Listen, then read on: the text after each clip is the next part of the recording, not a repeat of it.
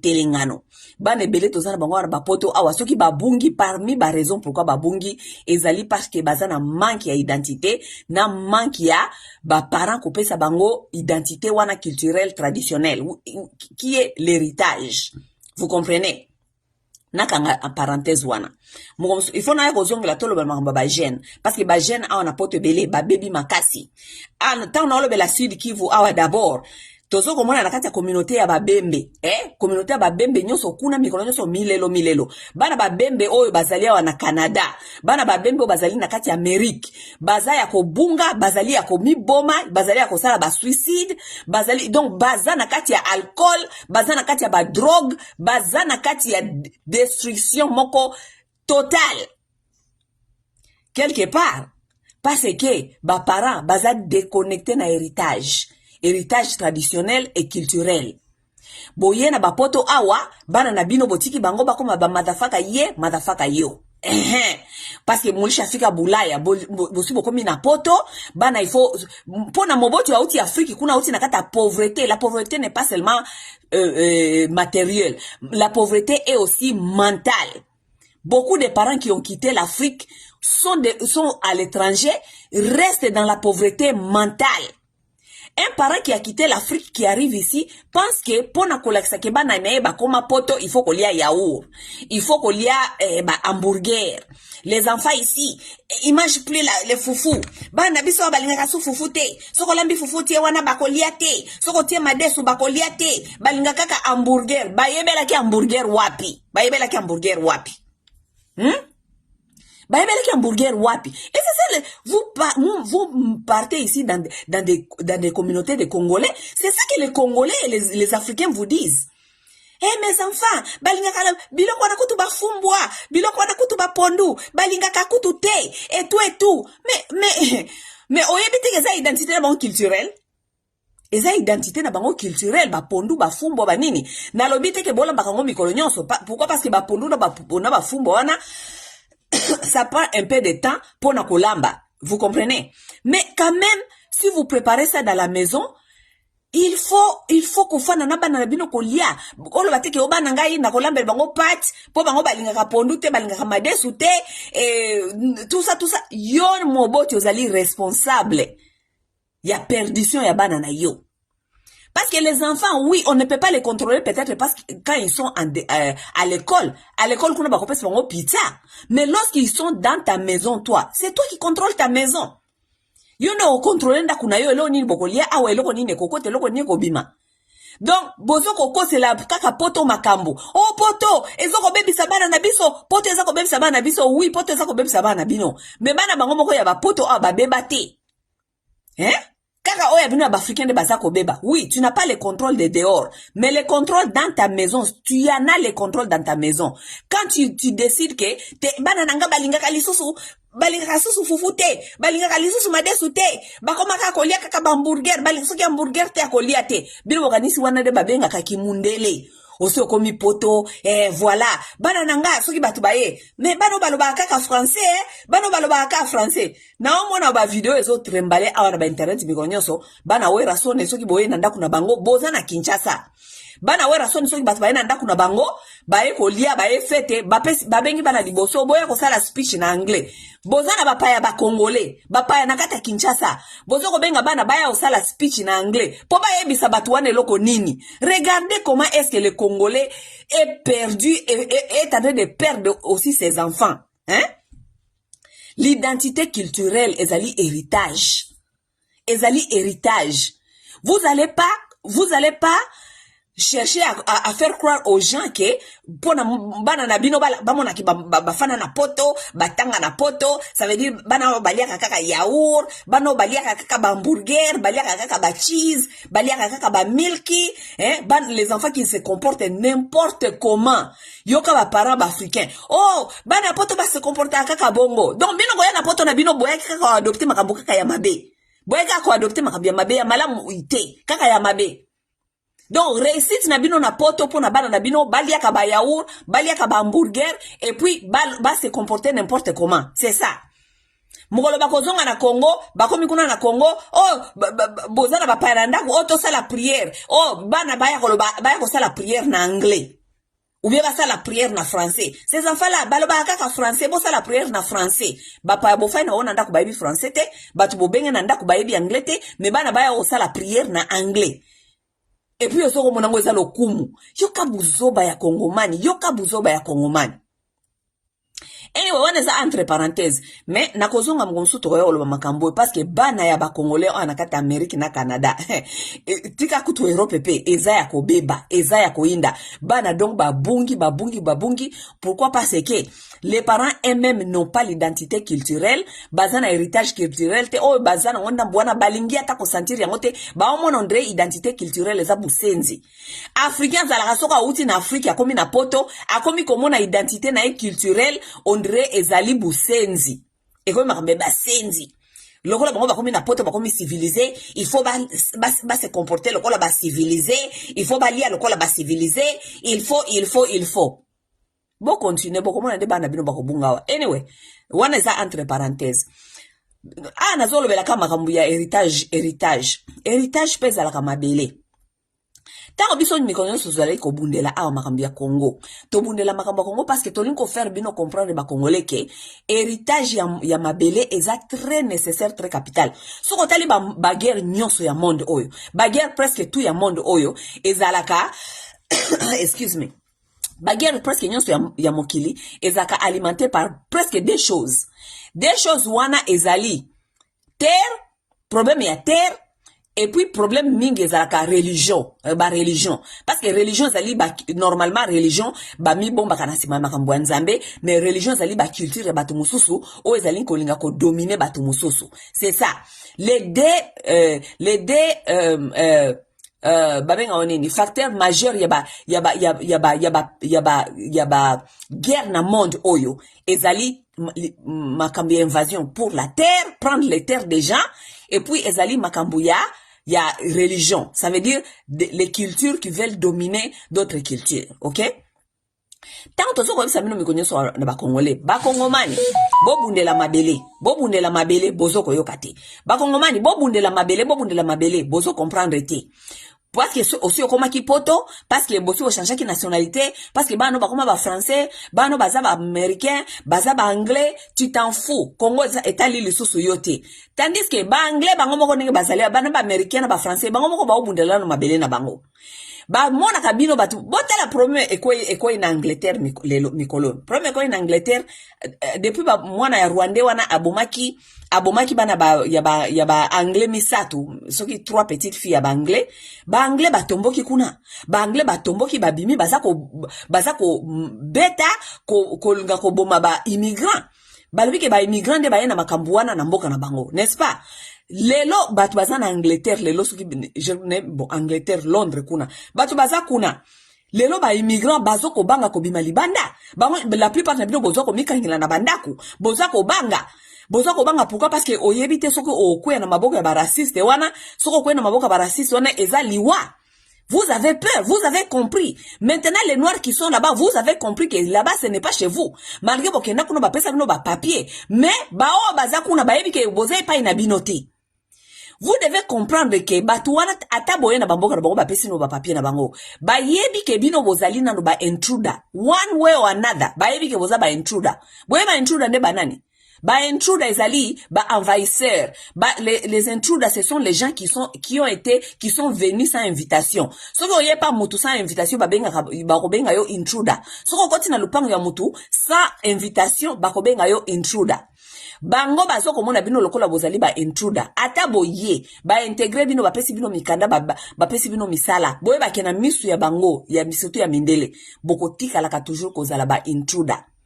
Aweze pa inabino te bayebi ke un jour tala par exemple mboka lokola Amérique na Amérique eska ngana na fandi eza facile mutu na mutake ndo somba bunduki. Pourquoi vous pensez que na mboka neti oyo c'est tellement facile mutu akende ko somba bunduki? Pourquoi? Parce que Amérique ndenge ezali construit déjà na ba conflit ebele ba conflit racial, surtout conflit racial. ba Amérindien bayebi ke ba mindele ba botolo mboka oyo. Ba noir américain bayebi ke ba mindele ba na bango awa pona baya ko maltraiter bango. Ba mindele baye ba ke mukolo bato ba kolamuka biso tokoza na problème. Ça veut dire il faut topesa batu nyonso ba binduki lokola biso tokosala ka effort toujours biso to la majorité comme ba mindele awa. Topesa batu nyonso minduki parce que mukolo guerre civile eko tomboka. Au moins mwana na mwana zana munduki toko bomana awa biso na biso. Yeba ke mukolo guerre civile eko telema na mamboko ya Amérique. Yeba ke biso ba noir toza a majorité tozali na chance ebele babo mabiso plus. Pourquoi? Parce que ba mindele baza majorité baza plus que baza 64%, OK? Biso toza soki tokomi minorité ya ba minoritaire, ba noir toza soki 14%, ça veut dire biso nyonso ba noir nyonso inclus ba noir américain toza 14%, ba hispanique kutu basi ba l'équipe so ba komi soki ba 15%, quelque chose pareil.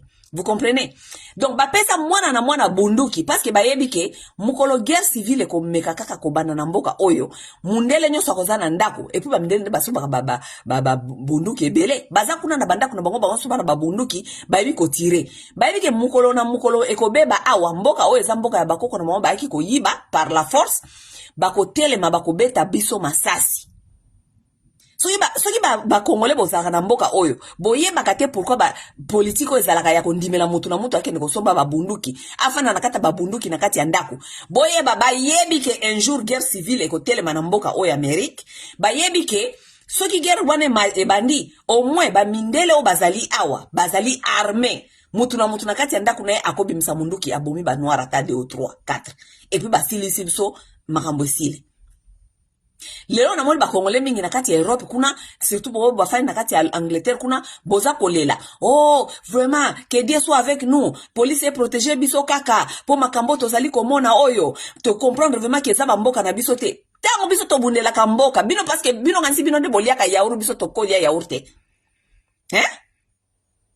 Tango biso to bundela kamboka boyebi teke biso to yebi teke bino bokolia yaourt biso pe to kolia yaourt to yebi ke bino bokolia yaourt biso pe to kolia yaourt mais to yebi nous sommes conscients que malgré bo fane bamboka oyo ba pesi bino ba papier bo fani bambula na bambula ekozalaka jamais na mboka na bino ekozalaka jamais na mboka na bino chaque jour qui passe les années qui passent bozali ko risquer ba vie na bino na bamboka oyo ba génocide kokomaka na bamboka oyo ba poto oyo. Po ba mindele bakomi ko baye batu mwendu balingi lisusu bino na mboka na bango te baza ko yebisa bino de toutes leurs façons de vous dire bozo comprendre te batie racisme na kati institutionnel mais vous ne comprenez pas vous voulez seulement rester ici po bozo ko lia ba yaourt po bozo ba papier likamwana ba papier kangi ba africain mingi misu soka africain si azuka ka papier na poto ya yebi ke mukili na yenyo c'est fini na sina biso tozo ba papier. Mais lorsque maintenant makambo yindi surtout bataille Angleterre kuna bobata mina kata bandako po boyebi ke zamboka na bino te mundele tanga kosilika bimi wana zana munduki na ko beto masasi okufi po ke hypert bo bundela bamboka na bino botikela bana na bino héritage ya mabele bo bundela mboka na bino botikela bana na bino héritage ya mabele parce que koyana bango na bapoto awa bafai na bapoto bakomi soki ba immigrant soki bopesa mo ba papier na mboka oyo bakondimaka bango jamais bakotikalaka toujours bana ya ba immigrant intruders unwanted people of second zone second class people bakotikalaka kaka bongo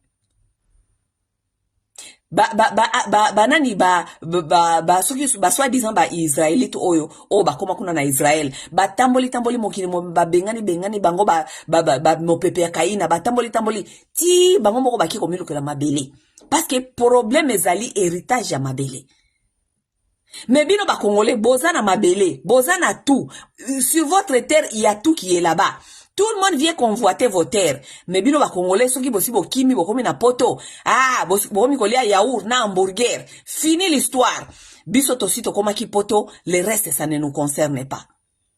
Héritage nini bokotike la bana bino. Mboka mundele alingi bango awate, alingi bino kutu awate. Yamwana mingi na Angleterre lobo kangami na bandaku. Bozo linga kobima te, bozo kobanga insécurité. Po mundele ayebi ke kuneze pa na ya akochuba munduki, akochuba yo mbelita ngo alingi. Si comme mboka wana nde bolingo tika bana na bino, ce sont les pays là que vous allez rester vous voulez que vos enfants restent là-bas. C'est l'héritage que vous allez donner à vos enfants, tandis que vous avez votre propre terre qui est là-bas, qui vous attend. Terre bénie, terre qui a tout. Congolais abundela mboka na ye, alinko abundela mboka na ye te, po akoma na poto akoma kolia hamburger na yaourt. Donc mutu ateki mabele na baoba oteka mabele na mboka na oyo mutu ofandi na poto olobailaka mboka te ofandi kaka bolia kaka yaourt na hamburger na bato bateki mboka na yo mutu ofandi na poto ozokolia oteki mboka likolo ya yaourt oteki mboka likolo ya yaourt na hamburger bandeko héritage ezalaka pe ya terre mabele eza héritage na ba bible soko botangi ba bible nyonso ba histoire ebele ya mokili oyo héritage ezalaka mabele héritage ezalaka identité culturelle identité traditionnelle biloko wana ezali ba héritage OK. Donc yo moboti congolais avant bana ko réfléchir makambo ba héritage mituna kanano héritage nini ngana kotikela bana nanga na otikela bona mboka nini donc otiki kaka bana mitelenga no lokola kaka bana bino na izoe sabino bako modire bino mukolo boko kufa déjà bosibo kufa déjà botiki bona bamboka bapoto bako modire bino parce que bako subir racisme na bamboka oyo parce que racisme ezoko ya ekozala grave bako subir ba racisme na bamboka oyo bakoloba babi mais nous avons eu des parents tellement bêtes des grands-parents tellement bêtes stupides qui nous ont laissé ici alors que il paraît nous avons des terres là-bas au Congo bako mona bilo boza bazoba ba papa na ba mama ba ya poto bafandeli kaka masolo ya buzoba bafandeli yaourt bafandeli miliki bafandeli ba soki ba côte de porc bofandeli boye poto pona bilia Congolais sont assis à lier, à sepeli azui ma colonel tient na mesa, abandi kota la télévision, abandi ko flip, télévision, bana bafandi na poto, et le reste est allié. Mais azoko ebate ke mabele o eza ya binote. Nakanisi ba oboza na Angleterre kuna mbalo bote yami. Parce que ba anglais ba telemi kuna, ba laksi bino quand même fire. Pona mona bino nenge boza kolela na muno kwa mboka na ba internet. OK? Maintenant, la cause vraiment na sujet na yelaki. Sujet on a yelaki na ekolobela bino to olobela ka makambo héritage. Na olobela makambo héritage, pourquoi parce que na olobela makambo héritage na sujet vraiment o fallait na développer ezali héritage matériel ou bien héritage ya biso bantu surtout batu ya Congo to zalaka soki moboti ya kufi bakoluka mwana surtout moboti ya papa. So moboti ya papa akufi bakozwa mwana ya liboso normalement zaka bana liboso ou bien mwana ya mobali ya liboso yende akokoma soi-disant responsable. C'est comme si c'est automatiquement comme ça. Yende akomi responsable, chef ya famille, nouveau représentant ya papa, tout cela. OK? Mais makambo oyo ya ba héritier oyo surtout ba héritier otoso komona oyo et bomi ba famille ebele. Si vous regardez dans des familles aujourd'hui, ba problème mingi za na kata ba famille, parmi des problèmes qui sont dans les familles ezali parce que ba héritier oyo ba ekopesa ki héritage ya sika bazali ba inconscient, bazali ba irresponsable, bazali bana ya mitema mabe, bana oyo ba yebi ko partager te, ba izana sens ya responsabilité te, bazana eloko moko te bapesi bango bokonzi ya famille. OK?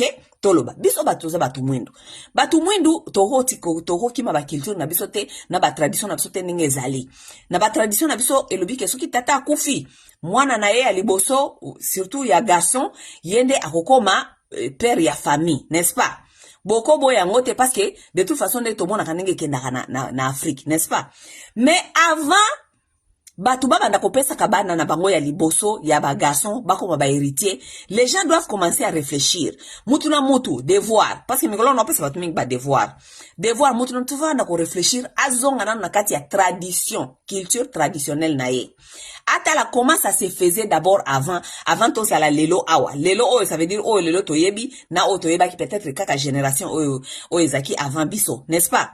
Na kopesa bino ba exemple. Ngana uti par exemple na tradition ya bamushi. OK?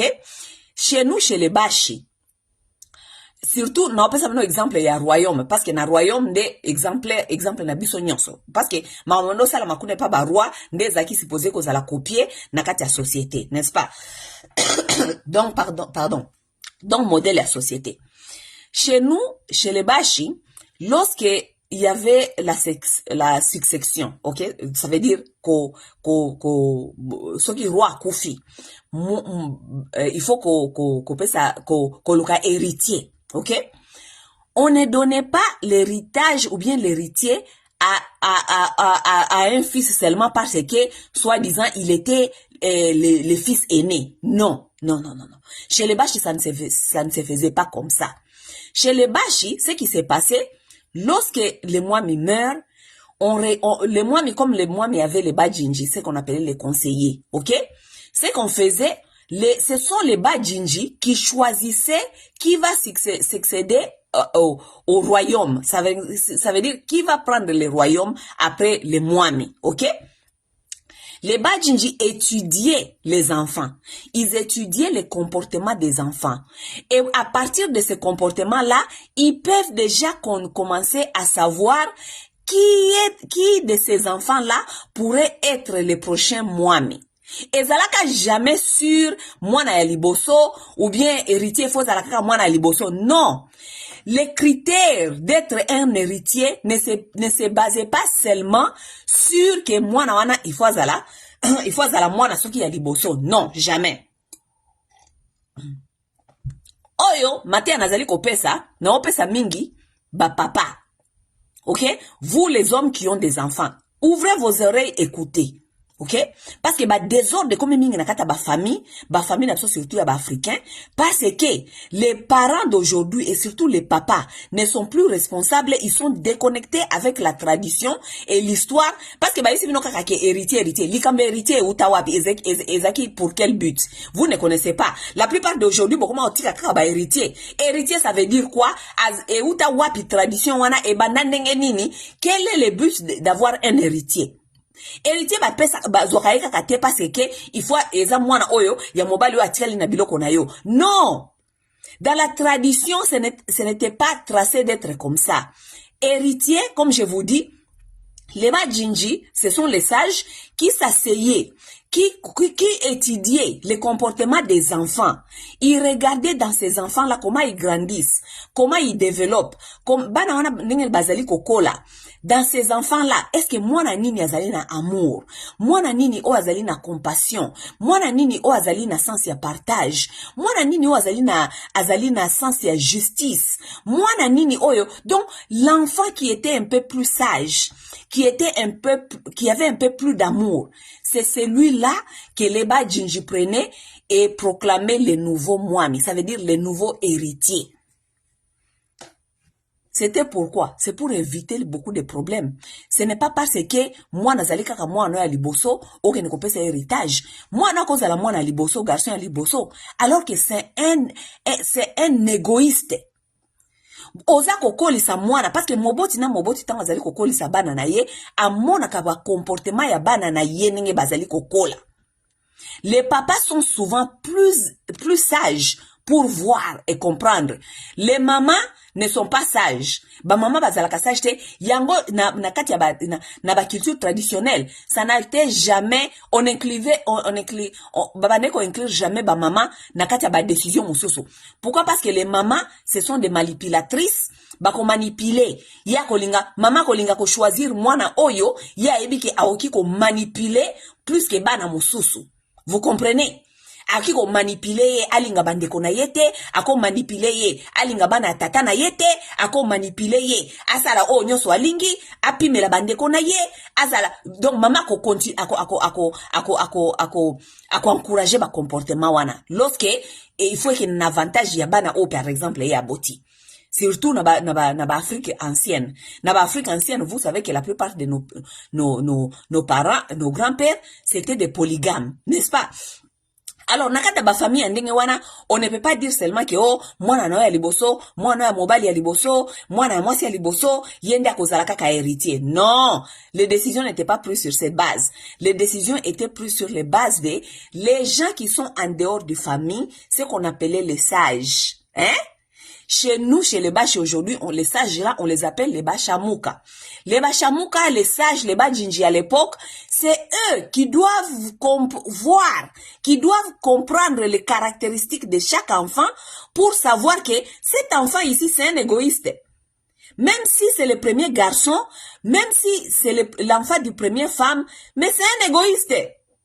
Cet enfant ici, c'est un enfant qui est facilement influençable. Il n'a pas de caractère, il n'a pas de caractère. Ça veut dire que si on lui dit ça, il va suivre. Si on lui dit ça, il va suivre. Donc, les enfants comme ça, on ne les donnait jamais la succession. Bapé sakabango jamais, yende azala héritier. Parce que moi ndenge wana soko comme si héritier. Famille mobimbeko beba, yo papa tango kokufa, okay. Famille mobimbeko beba, famille eko panzana, famille eko koma catastrophique. C'est ce que nous sommes en train de voir aujourd'hui. Beaucoup de parents, excusez-moi, beaucoup de parents aujourd'hui, na sentiment kakaya, oh, héritier. Moi nanga liboso, garçon nanga liboso, yenda okoma héritier. Bo pesa ba garçon belé et ba koma ba héritier, ba panza ba famille, hein. Ba famille lelo e baby. O kenakata ba famille okuti ba frère na ba sœur ba yo kanakate. Parfois même, ce n'est pas seulement que bazali ba sœur ya na ba frère ya ba maman différent. Parfois bokokuta même ba na ya maman moko tata moko. Ba panzana. Pourquoi? Parce que bapesa héritage na mutu oyo ou bien aza héritage soit disant héritage ou bien chef et responsabilité comme ya mutu comme chef ya famille azali na sagesse te bapesa ye kaka sur titre moko garçon ya liboso bopesie soit disant akoma soki héritier. Mais azana sagesse te, azana bolingo te, azana sens ya partage te, azana sens ya justice te, azana compassion te, azana eloko moko te, akopanza famille. Un enfant qui est facilement manipulable par sa mère surtout. Azali mwana ya kosala confiance te, même si c'est un garçon. Un enfant qui est facilement manipulable par sa mère, ce n'est pas un enfant que tu dois laisser comme un héritier parce que akopanza famille. Bota la lelo ba exemple ba famille belé tozali comme la lelo na ba Congo, ba famille ninge panzani ezali manque ya leadership, ya mwana oyo batika ki comme héritier. Manque ya sagesse, ya mwana oyo batika ki comme héritier. Nous, on a vu des choses dans la vie, on se demande, on se dit, mais pourquoi est-ce que Boké Kopé sa moto héritage, a comme Aza héritier, oya qui même pas qu'on unir famille? Hein? On donne des héritages aux enfants. Mukolo baza Kopé sa héritage, et par exemple, la bamouchi balobaka kuinika. Je crois qu'il balobaka kuinika. Bafandi saka mwana soki mwana wana ya mobali ya liboso na mukeka bafandi siye wana na leki na ya mobali ya suka ya mobali bafandi bango wana ale yebisi bango lokola bino papa na bino akufi bino nde bokomi ba chef ya famille bino nde faut diriger famille bla bla bla bla. Mais ces enfants là sont assis là-bas, sont assis sur ces mukeka de responsabilité là. Lorsque batuana bapesi baisi bango makamundenge ezali tango batuana bako tourner mu Congo bakei bana wana mama na bango bengi bango na pembeni aisi bango bina bango ke bana tata na bino wana na linko mona ka bango lisusu awate. Vous pensez qu'est-ce qui va se passer? Ces enfants là qui ont accepté les responsabilités, qui ont donné ces responsabilités traditionnelles, ils vont suivre la voie de leur mère. Ngana yo na mona bana mususu mpapa na bango akufi papa na papa na bango mususu aksanti kaka credo wewe kuinika papa na bango akufi bana papa na bango papa na ngwa na basi mibale bana papa na bango bazawa na mana nyoso mibale bazaki na matanga baye ko panza matanga bazui ba garçon na ye mibale batie bango na parce que moi c'est mibale wana abotaki garçon te moi c'est na liboso nde abotaka ba garçon nyonso et pas na so ba mushi batiaka ba eritaka garçon ya liboso na garçon ya suka.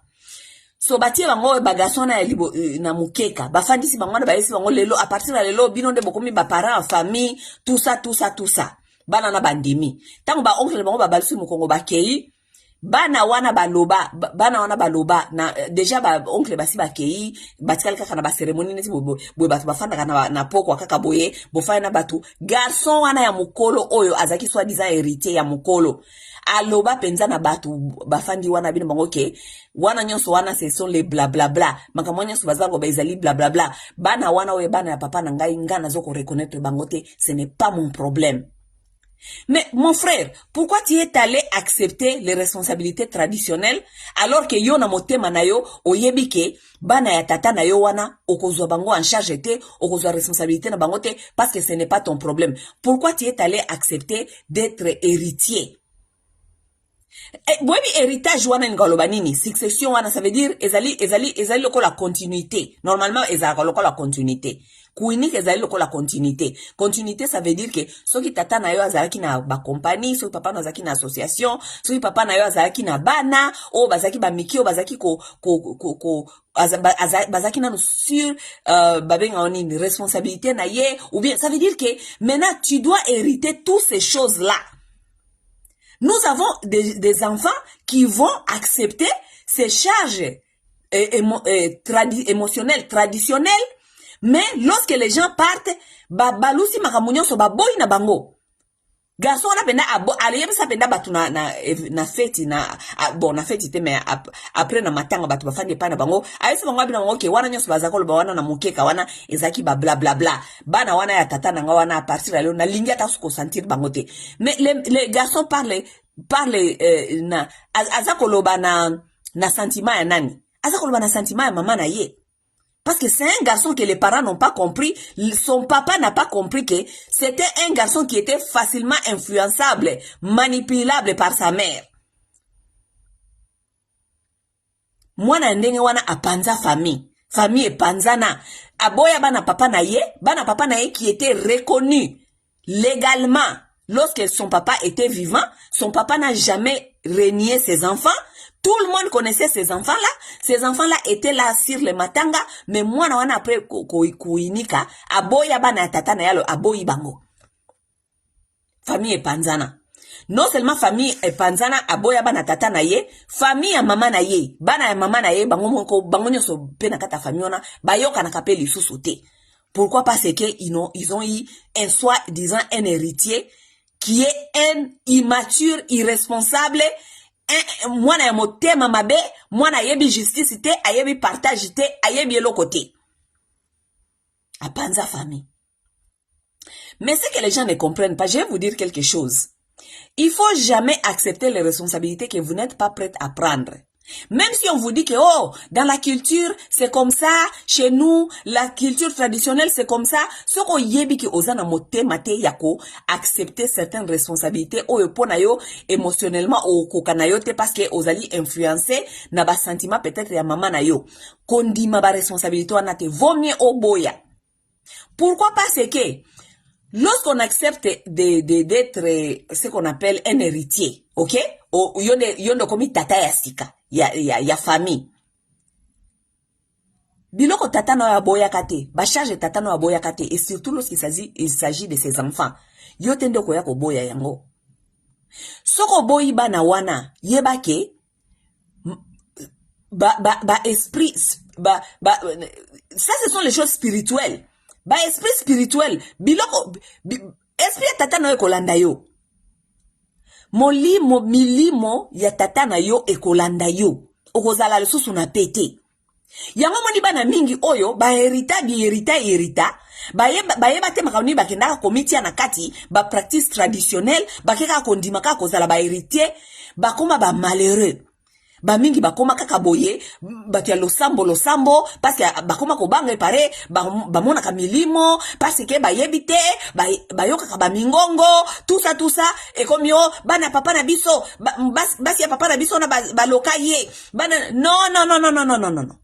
Basi ya papa na bino baloka yo te. Bana ya tata na yo baloka yo te. Et loko ezali kotungisa yo, ezali que tu es allé prendre des responsabilités traditionnelles que tu n'as pas pu comprendre. Ou bien tu n'as pas pu exécuter. Dans la vie, tant papa n'a zaki ko vivre nano. Dans sa vie, il n'a jamais renié ses enfants. Il n'avait jamais renié certaines responsabilités qu'il avait. Tango yo oye kondima, ba pesa yo ba responsabilité ona kukuinika, ça veut dire forward. Forward, ba pesi yo ba responsabilité à tata na yo. Ondimi, ofandi, peut-être parce que ozomona moi ba avantage peut-être atika ki mwanda ku moi vélo, moi mbongo moko boye, okolia ngo sikoyo et après ça yo ko renyo ko sala ya yo mibeko. Okosala yo mibeko te parce que tu ne resteras jamais en paix. Tala bana o nyoso bakenda contre tradition. Ba papa na bango batiki boye, balobi boye, bango balobi boye. Ba papa na bango balobi boye, batiki boye, balobi boye. Batika la ba malheureux. Ouvrez vos yeux, regardez. Ouvrez vos yeux, regardez. Beaucoup des enfants aujourd'hui ne font même pas cette connexion de ne pas comprendre que batikala ba mopepe kaina mitelengano batikala ba malchance na vie ozora musala te vino kenda malamu te et kenda ka tengu tu as tout perdu, au perdre d'abord tout ce que papa na atika ki au perdre yango tout ça ces gens-là ne vont pas très loin. Suka na bango bakenda obomba na ba église. Oh, bazako lokaye. Oh, azako yoka batu bazako tungisa ye. Il faut ezala kaka basi ya papa na ye. Il faut ezala kaka bana ya ba papa na ye. Te, eza tata na yo, molimo ya tata na yo. Parce que tu es allé prendre des contrats, tu es allé signer des contrats kondima ba responsabilité oyo, oye ba kite nini ozali komema na mukongo. Ba papa ya lelo. Moi je vais vous dire quelque chose.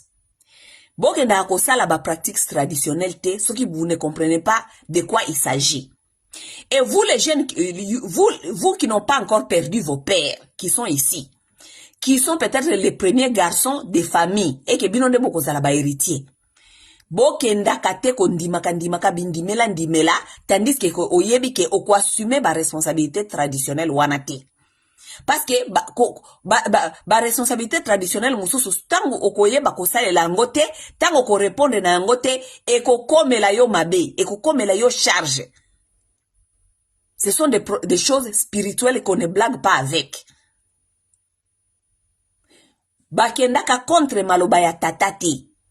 Soki tata na yo atika ki maloba na ye alobi ke bana nangai nalingi te bana nanga ba panzana, nalingi te bana nangai ba telengana, nalingi te bana nangai ba koma na ba conflit na bakaya bana o bazali peut-être ba uti na ba mama na boy conflit na bana nanga, na boy bana nanga ba telengana, na boy bana nanga ba panzana, na boy ene na bana nangai. Ezate yo héritier, soki nouveau héritier, nde okoya ko panza bana wana, okoya koya na division na kati ya bana wana, yo nde okoya ko panza famille. Ok, contre maloba ya tata na yo. Ok, contre wish, ça veut dire wish ezalaka ni na français na ebite. Ok, contre wish ya tata na yo. Ça veut dire que awa na mokili, mona ya yo makambo. Oui, tu vas voir tes propres choses ici sur cette terre. Si tu es un homme qui connaît que tu n'as pas le cœur de supporter bana ya tata na yo. Tant to sol ba ko supporter bango et nikolo ba to supporter bango kaka financièrement. Non. Et il y a aussi ba papa ou batika peut-être ba moyen oyo ekoki ko survenir na ko financer bana na yo ya mike batika la ki financièrement parce que baza peut-être na ba école ya mike tout cela. Mais tozo ko lo bate ko supporter bana wana financièrement. Tozo lo bakaka ke ko accompagner bango ninge papa na bango accompagner ki bango, ko accepter bango, ko s'assurer que bazali partie ya famille, ko s'assurer que bazala musika te na famille. Yo ndo komi papa na bango ya sika. Ko s'assurer que moko ko benga bango, o s'assurer baza ndenge nini, baza bien, ndenge nini, comment vous portez, support moral, tout ça. Encouragement. Oyo papa na bango ko sala, ko encourager ye, boni classe ezokende bien, ça ira, travaille bien, tu verras que ça ira. Ça c'était le travail de leur père. Comme leur père n'est plus là, toi tu as accepté de devenir héritier. Est-ce que tu vas faire ce travail-là? Est-ce que tu vas accompagner ces enfants-là? Non, si tu n'as pas ces cœurs-là et tu n'as pas ces capacités-là, ne prends pas ces responsabilités. Parce que ce qu'on suit la responsabilité, oyo kokako salate. Et puis okoko salangote parce que peut-être aux ana compétence te, mais ozo salango nanko na motema mabe parce que tu as été influencé par ta mère. Mon ami, oko awana mokili, oko mona ya yo makambo. Oko mona ya yo makambo. Ba contredira ka maloba ya tata te. Nazo ko expliquer bino lisusu. Ba contredira ka maloba ya tata te. Bao ba contredira maloba ba papa. Baza ko tambola lelo lokola mopepe ya kaina. Na vina bango ba o comprendre te. Qu'est-ce qui se passe? Parce que ba contredira maloba ya batata na bango. Tango batata bango ba kufa ki batike ki maloba. Bango ba o tambusa maloba makamusoso. Ba ina ba désordre na kata ba famille. Batiki yo tata ya famille. Mais o pandi famille. Batiki yo soi-disant yonde tata ya famille, mais o panza bandeko na yo. Batiki yo soi-disant papa ya famille, yonde penza o fandeli division na kata famille. Batiki yo tata ya famille, batiki yo biloko tata na yo, o partage kana bandeko na yo te. Batiki yo biloko ya famille, ba responsabilité ya famille, mais oza injuste na bandeko na yo. Batiki yo responsable ya famille, oza na compassion te. Oyo abela, oyo abeba, oyo akufa kuna etali atayote. Okozala misérable na mokili oyo. Okoza misérable na mokili oyo. Mingi bokoloba yo non, ezaka non. Yo kana bisa bino batu bokenda ka botanga ka ba Bible. Bino batu botanga ka ba Bible. Bénédiction bazo angoka ke tata. Ok? Bénédiction, babenga bénédiction. Parce que bolinga kozonga na ba Bible, ngala sa nga religieux te. Mais nazonga sa bino kaka na livre na bino kaka o bino moko bokrara kawana. Bénédiction bazoango kaka pa ya tata. Ok? Et sika moko te na kati ya Bible, to mona batandi bana mulongo bakende koluka bénédiction pa ya tata et pa ya maman. Jamais. Ok? Mais bénédiction oyo balbaka babi mwana moko na Bible ayibaka bénédiction ya frère na ye, maman na ye, papa na zako mona te tutu. Bénédiction otoka ka oka ba akende ko luka bénédiction ezalaka epa ya tata. OK? Donc bino batu bo contre daka maloba ya batata na bino tango ba papa na bino basi bakufaki. Papa na yo akufi atiki ndaku na ye alobi ba pesa yango na fulani. Yo mwana oye alobi te ekozala bongo te. Ekozala bongo te. Tata na yo alobaki ba pesa yango na mutu. Même si toi tu n'as pas une maison. Ton père ne t'a pas laissé cette maison. Il a laissé à, je ne sais pas si à son frère, si à son neveu, si c'est c'est sa maison. Il a laissé à quelqu'un d'autre. Ce n'est pas ta maison. Tu ne peux pas t'en paraître. Ok? Oko détourner maloba ya moweite, oko détourner valeur traditionnelle te, pesa yo oko ma héritier, mais oya ko panza famille. Tata na bino tango azala ki envie moko atikala ko panza jamais famille na ye. Yo oye ko zwa oko ma héritier o panzi famille. Hein?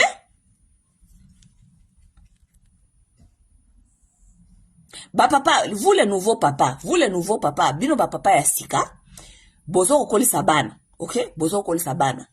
Vous devez commencer à observer vos enfants très bien.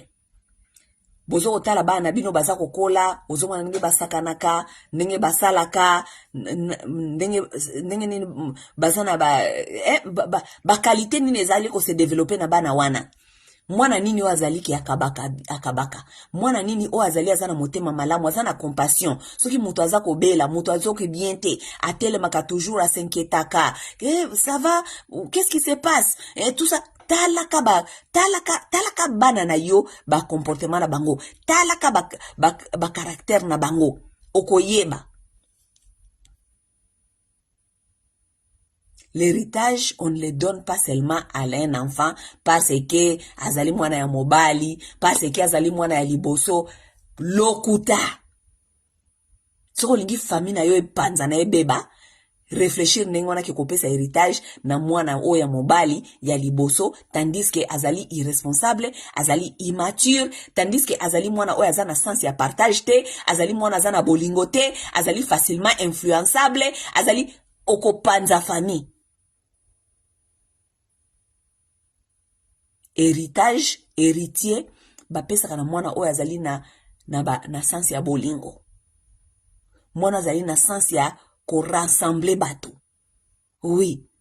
Mwana oyo alimentaka te ba problème. Parce que vous avez des enfants, parfois vous regardez, vous voyez que cet enfant-là aime alimenter. Au moins, ce problème est dans ta famille, hein. Hier, on a toujours atiaka mafuta. Pour problème, mata, moto, mata. Boko yeba, vous êtes des parents, vous connaissez vos enfants. Bon, mwana ke oyo azalaka matu moli. Azalaka soki problème ezali, alimenter problème, ti problème eko matikuna.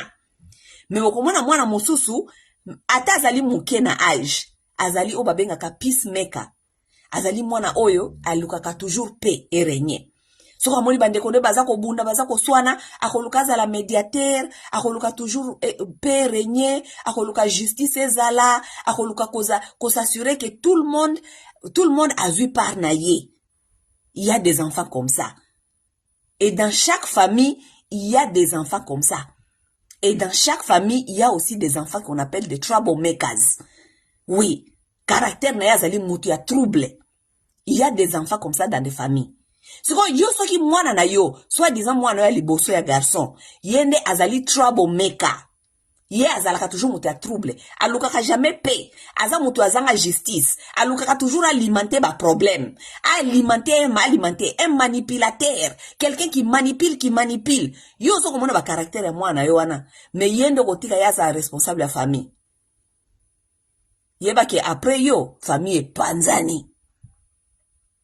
Legacy, obobengaka legacy. Natikeli bananga legacy, natikeli bananga héritage, natikeli bananga ekozala lisusu te parce que otiki zoba, otiki manipulateur, otiki mwana motema mabe na charge. Akosala eloko moko te.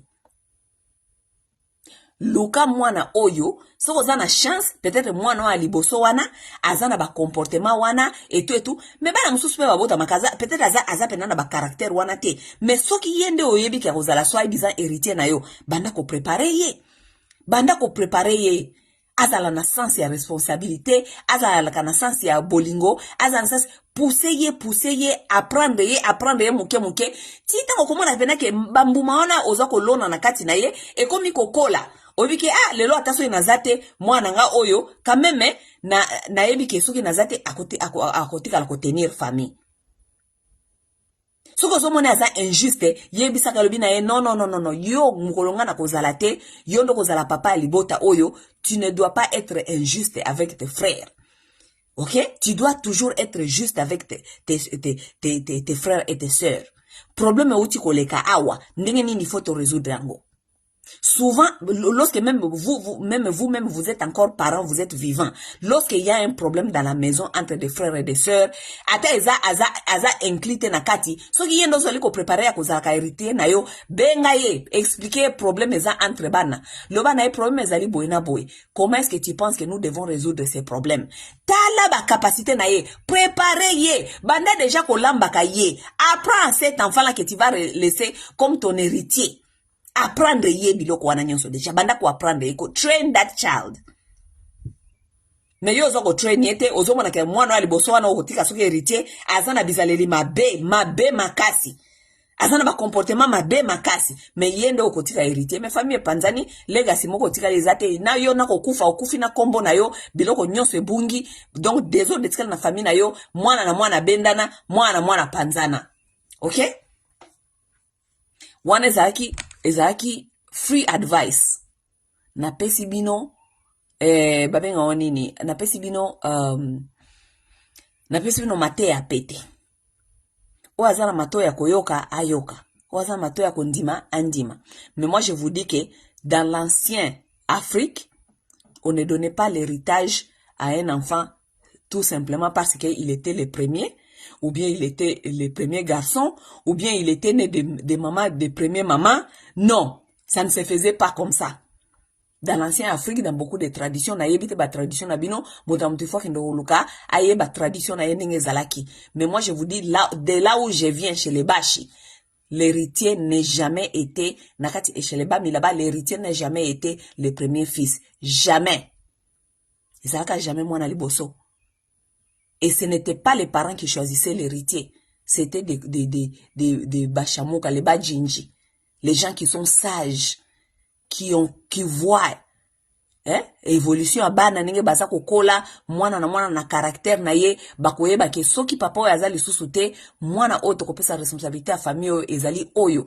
Pourquoi? Parce que ba caractère na ye ezali ya rassembleur, ya mutu alingaka batu, ya mutu aza na partage, mutu aza na bolingo, babiloko wana nde batalelaka te kaka o mwana liboso. OK? Yango lelo ba famille ebele epanzani likolo ya buzoba. OK? Bon, nakanisi pona lelo nasuki awa. Je pense que vous avez compris quand même, hein? Vous comprenez le message nangai. Bye.